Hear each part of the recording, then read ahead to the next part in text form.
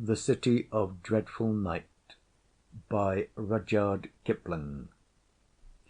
The dense wet heat that hung over the face of land like a blanket prevented all hope of sleep in the first instance.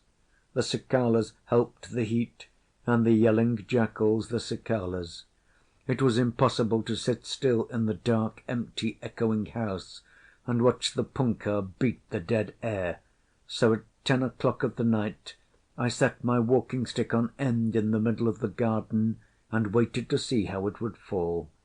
It pointed directly down the moonlit road that leads to the City of Dreadful Night. The sound of its fall disturbed a hare. She limped from her form and ran across to a disused Mohammedan burial-ground, where the jawless skulls and rough-butted shank-bones, heartlessly exposed by the July rains, glimmered like mother-of-pearl on the rain-channelled soil. The heated air and the heavy earth had driven the very dead upward for coolness' sake. The hare limped on, snuffed curiously at a fragment of a smoke-stained lamp-shard, and died out in the shadow of a clump of tamarisk trees. The mat-weaver's hut under the lee of the Hindu temple was full of sleeping men who lay like sheeted corpses. Overhead blazed the unwinking eye of the moon. Darkness gives at least a false impression of coolness. It was hard not to believe that the flood of light from above was warm, not so hot as the sun, but still sickly warm, and heating the heavy air beyond what was our due. Straight as a bar of polished steel ran the road to the City of Dreadful Night, and on either side of the road lay corpses disposed on beds in fantastic attitudes, 170 bodies of men. Some shrouded all in white with bound-up mouths, some naked and black as ebony in the strong light, and one that lay face upwards with dropped jaw far away from the others, silvery white and ashen grey. A leper asleep, and the remainder wearied coolies, servants, small shopkeepers, and drivers from the hack-stand hard by. The scene a main approach to Lahore city, and the night a warm one in August. This was all that there was to be seen, but by no means all that one could see. The witchery of the moonlight was everywhere, and the world was horribly changed. The long line of the naked dead, flanked by the rigid silver statue, was not pleasant to look upon. It was made up of men alone. Were the womenkind, then, forced to sleep in the shelter of the stifling mud-huts as best they might? The fretful wail of a child from a low mud roof answered the question. Where the children are, the mothers must be also to look after them. They need care on these sweltering nights. A black little bullet-head peeped over the coping, and a painfully thin brown leg was slid over on to the gutter-pipe. There was a sharp clink of glass bracelets. A woman's arm showed for an instant above the parapet, twined itself round the lean little neck, and the child was dragged back, protesting, to the shelter of the bedstead. His thin, high-pitched shriek died out in the thick air almost as soon as it was raised, for even the children of the soil found it too hot to weep. More corpses, more stretches of moonlit white road, a string of sleeping camels at rest by the wayside, a vision of scudding jackals, ekka-ponies asleep, the harness still on their backs, and the brass-studded country carts winking in the moonlight, and again more corpses. Wherever a grain cart, a tilt, a tree trunk, a sawn log, a couple of bamboos, and a few handfuls of thatch cast a shadow, the ground is covered with them. They lie some face downwards, arms folded in the dust, some with clasped hands flung up above their heads, some curled up dog-wise, some thrown like limp gunny-bags over the side of the grain-carts, and some bowed with their brows on their knees in the full glare of the moon.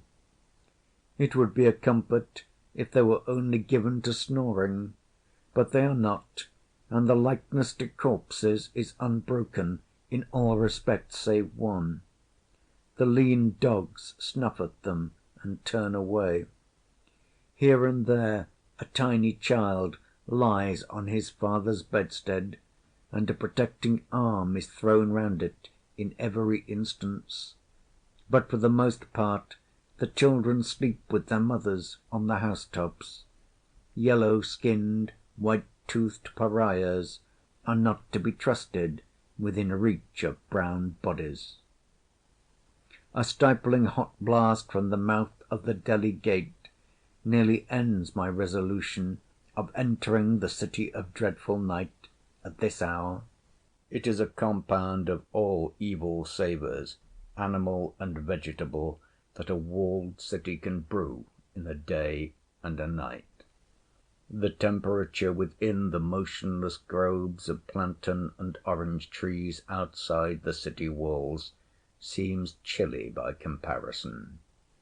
Heaven help all sick persons and young children within the city to-night.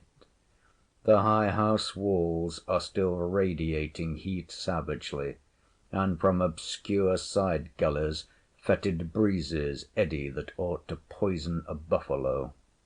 But the buffaloes do not heed.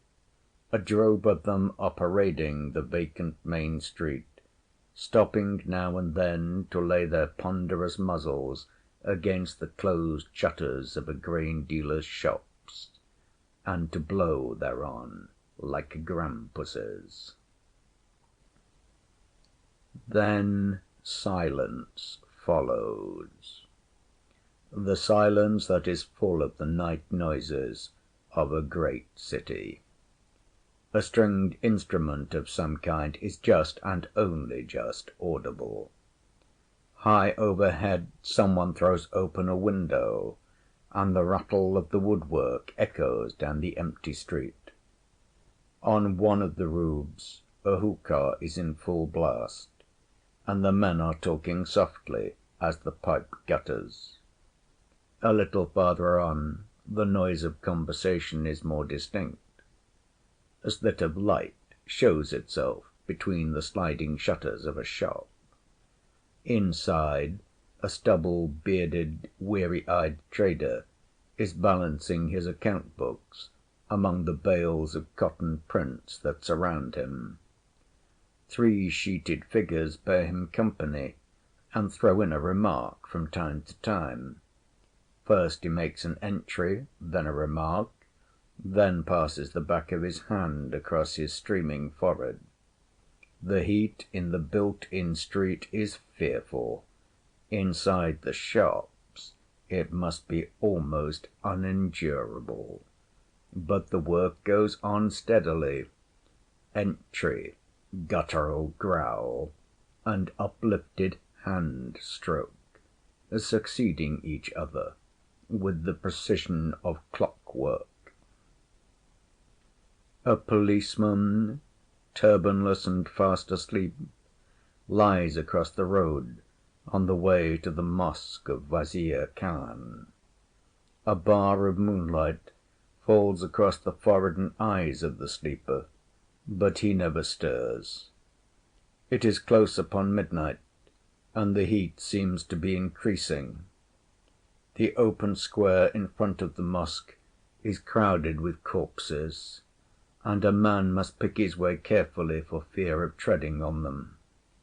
The moonlight stripes the mosque's high front of coloured enamel work in broad diagonal bands, and each separate dreaming pigeon in the niches and corners of the masonry throws a squab little shadow.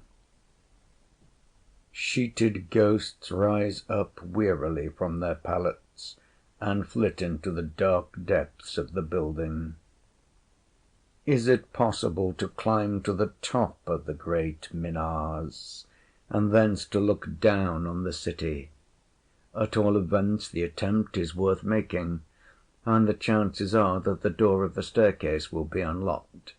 Unlocked it is, but a deeply sleeping janitor lies across the threshold, face turned to the moon. A rat dashes out of his turban at the sound of approaching footsteps. The man grunts, opens his eyes for a minute, turns round, and goes to sleep again. All the heat of a decade of fierce Indian summers is stored in the pitch-black polished walls of the corkscrew staircase. Half-way up there is something alive, warm and feathery, and it snores. Driven from step to step as it catches the sound of my advance, it flutters to the top and reveals itself as a yellow-eyed, angry kite. Dozens of kites are asleep on this and the other minars, and on the domes below. There is the shadow of a cool, or at least a less sultry breeze at this height, and refreshed thereby, turn to look on the city of dreadful night. Dore might have drawn it. Zola could describe it. This spectacle of sleeping thousands in the moonlight and in the shadow of the moon. The roof-tops are crammed with men, women, and children, and the air is full of undistinguishable noises. They are restless in the city of dreadful night, and small wonder. The marvel is that they can even breathe. If you gaze intently at the multitude, you can see that they are almost as uneasy as a daylight crowd, but the tumult is subdued. Everywhere in the strong light you can watch the sleepers turning to and fro, shifting their beds and again resettling them. In the pit-like courtyards of the houses there is the same movement.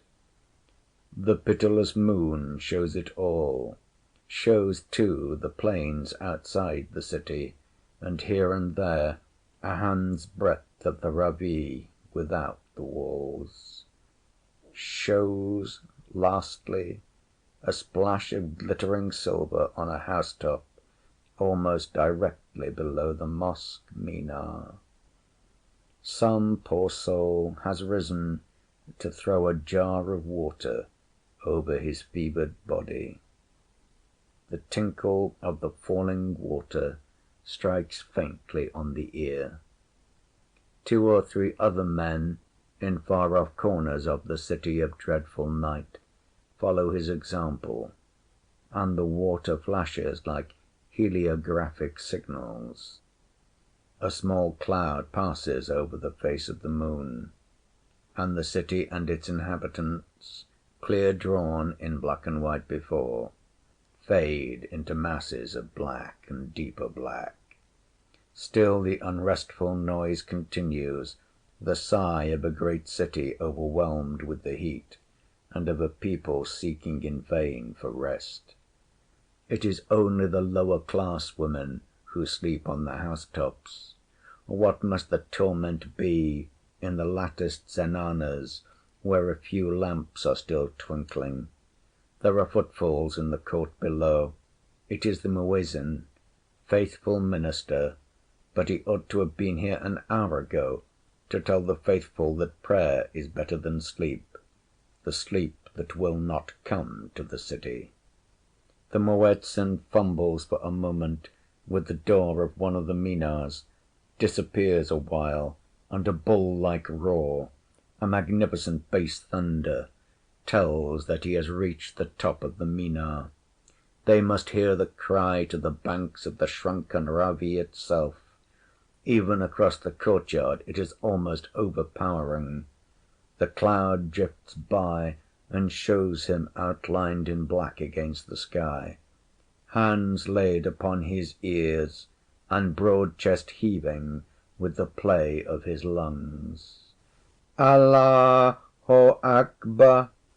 Then a pause, while another Muezzin somewhere in the direction of the Golden Temple takes up the call. Allahu Akbar! Again and again, 4 times in all, and from the bedsteads a dozen men have risen up already. I bear witness that there is no God but God.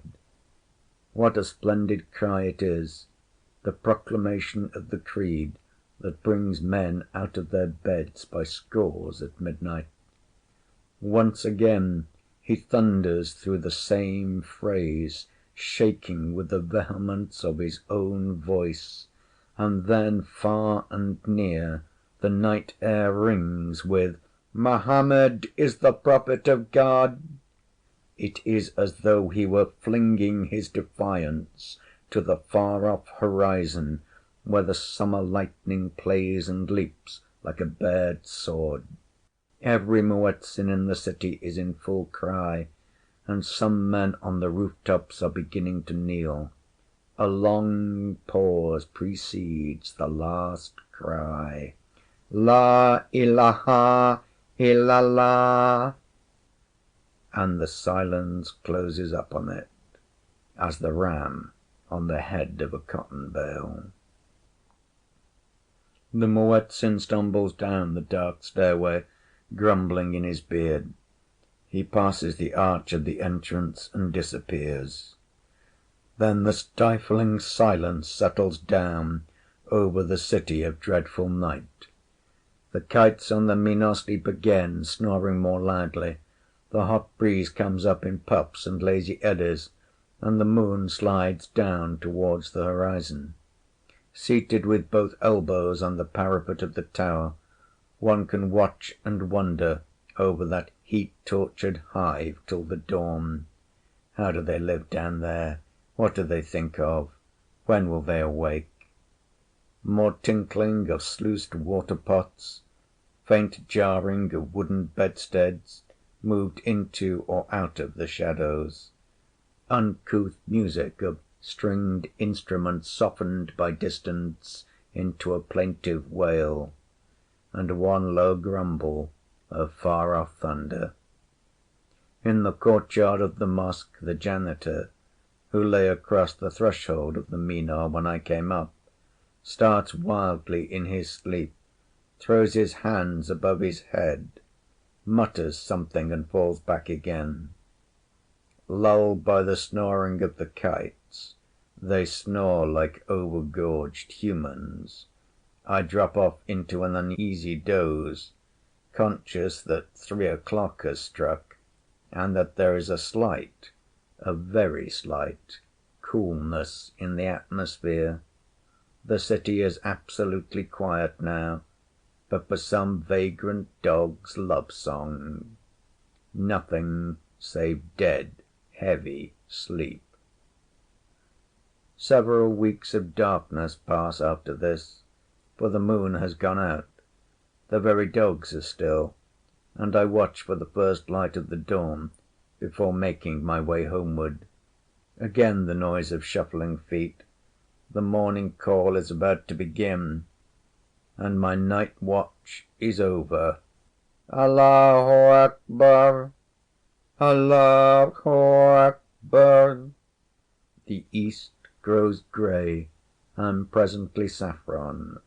The dawn wind comes up as though the Muezzin had summoned it, and as one man the city of dreadful night rises from its bed and turns its face towards the dawning day. With return of life comes return of sound.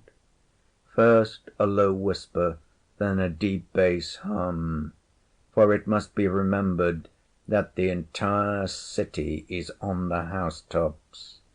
My eyelids weighed down with the arrears of long-deferred sleep, I escape from the minar through the courtyard and out into the square beyond, where the sleepers have risen, stowed away the bedsteads, and are discussing the morning hookah.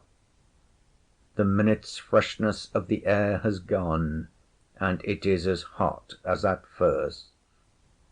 "Will the Sahib, out of his kindness, make room?"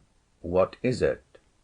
Something borne on men's shoulders comes by in the half-light, and I stand back.